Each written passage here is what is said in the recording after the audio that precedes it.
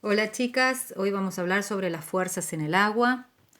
Las fuerzas en el agua son fuerzas de contacto, o sea que el objeto que está en el agua tiene que hacer contacto con el agua como para poder apreciar la fuerza sobre él.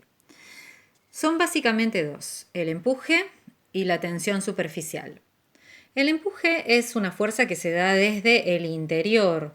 Por ejemplo, si nosotros tuviéramos una pelota y la sumergimos haciendo fuerza en el agua, haciendo fuerza hacia abajo, y la soltamos, vamos a ver claramente el empuje, porque desde el interior del agua la pelota va a salir hacia la superficie con la misma fuerza con la que nosotros la impulsamos hacia el interior.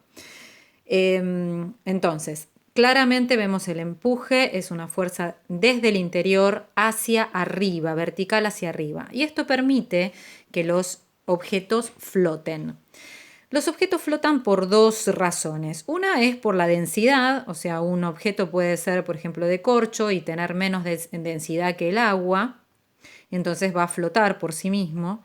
Pero también puede ser que algo que no flote habitualmente, como un trozo de hierro, por ejemplo, si nosotros tuviéramos un barco, pero ese barco de hierro tuviéramos hecho una barra de hierro, la barra de hierro se hundiría. En cambio, la forma que tiene el barco hace que esté lleno de aire. Entonces lo que hace es cambiarle la densidad total o la que se llama densidad aparente y que el barco pueda flotar hasta cierta carga.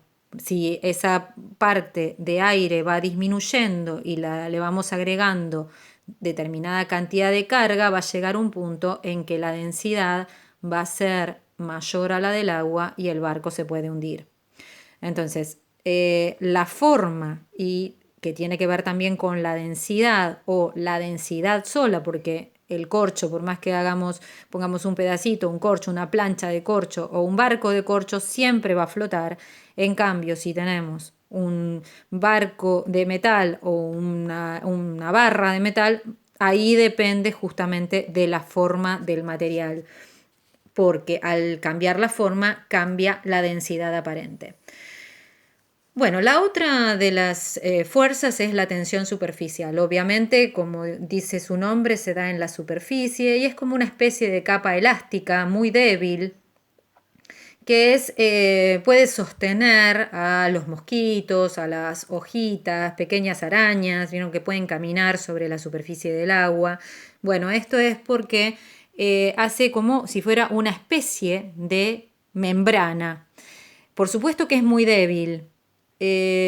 Apenas nosotros no sentimos eso si lo tocamos con la mano. Entonces quiere decir que nuestra mano no es apta, digamos, como para no romper la tensión superficial. Tiene que ser algo muy livianito o colocado con mucha paciencia sobre el agua.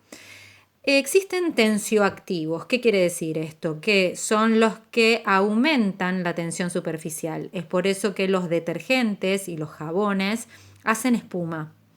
La espuma no es más que la tensión superficial aumentada, o sea que nosotros podemos hacer una pompa de detergente o una pompa de jabón, como se les llame, o una burbuja, porque la tensión superficial es mayor. Yo puedo soplar en un líquido como el detergente y este va a formar esa burbuja. Esa tensión superficial va a tender a cerrarse y a formar la pompa.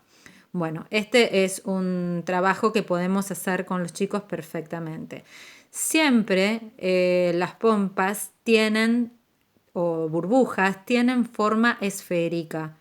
Más allá de con qué la hagamos, ¿sí? Con qué forma sea el instrumento que sumergimos en el detergente y soplamos, por más que sea un cuadrado o con forma de estrella, siempre las pompas van a ser esféricas.